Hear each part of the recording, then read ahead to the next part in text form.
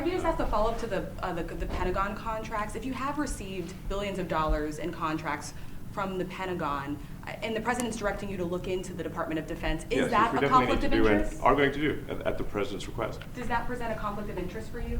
No, because you'd have to look at the individual contract and say, first of all, I'm not the one, filing the contract. It's people at SpaceX or some people will be putting for the contract. And I'd like to say, if you see any contract where where it was awarded to SpaceX and it wasn't by far the best value for money for the taxpayer, let me know, because every one of them was. As I mentioned earlier, really the first order of business is to make sure we're actually collecting. Sorry for this. I thought my son might enjoy this, but he's sticking his fingers in my ears and stuff. So it's a bit hard to hear sometimes. Hey, stop that. No, the stuff we're doing with Treasury Department is so basic that you can't believe it doesn't exist already.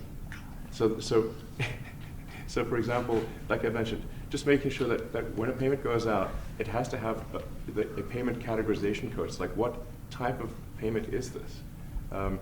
You can't just leave the field blank. Currently, many payments, the field is left blank.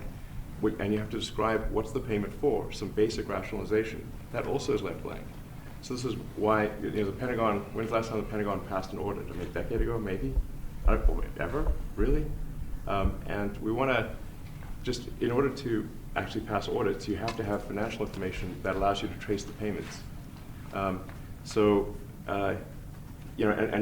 in a while, the Treasury has to pause payments if it thinks the payment is going to a fraudulent organization. If a company or an organization is on a do not pay list, we should not pay it. I'm sure you would agree. Like, if it's quite hard to get on that payment, the do not pay list, it means that this is someone that is just, it's like dead people, terrorists, known fraudsters, that kind of thing. We should not pay them. But currently we do, which is crazy. We should stop that. Many transactions. And by the way, hundreds, thousands of transactions like that. We have a big team. We have massive amounts of fraud that we caught.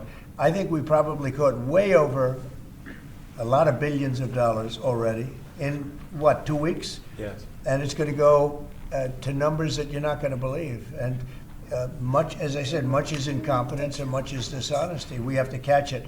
And the only way we're going to catch it is to look for it.